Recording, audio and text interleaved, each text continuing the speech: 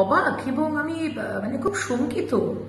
আজকে আমাদের আসানসোল বিধানসভার জামুরিয়ার সম্মানীয় তৃণমূল কংগ্রেসের বিধায়ক হরেরাম সিংজির নাতির হাতে একটা বিরাট মডার্ন একটা রাইফেল দেখতে পেলাম।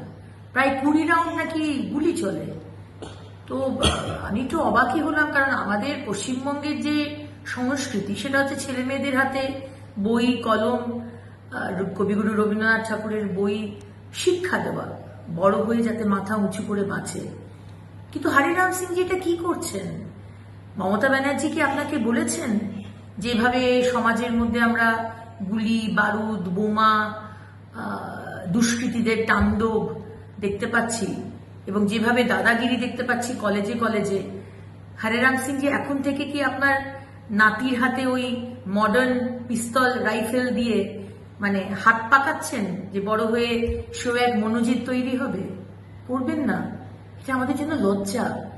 বাংলার এই সংস্কৃতি নয়। যদিও বা আমরা দেখতে পাচ্ছি আপনাদের সরকারের আমলে পশ্চিমবঙ্গের কি অবস্থা।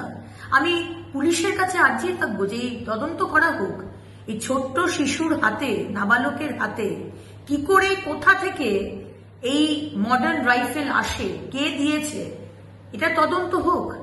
কিন্তু হরিরাম সিংজি, আপনার কাছে আমার অনুরোধ, এই মনোজিতের মতো দাদাগিরির দাদা বানানোর জন্য এখন থেকে নাতির হাতে রাইফেল তুলে দেবেন না। আপনার কাছে আমার আর্জি, ওর জীবনটাকে নষ্ট করে দেবেন না।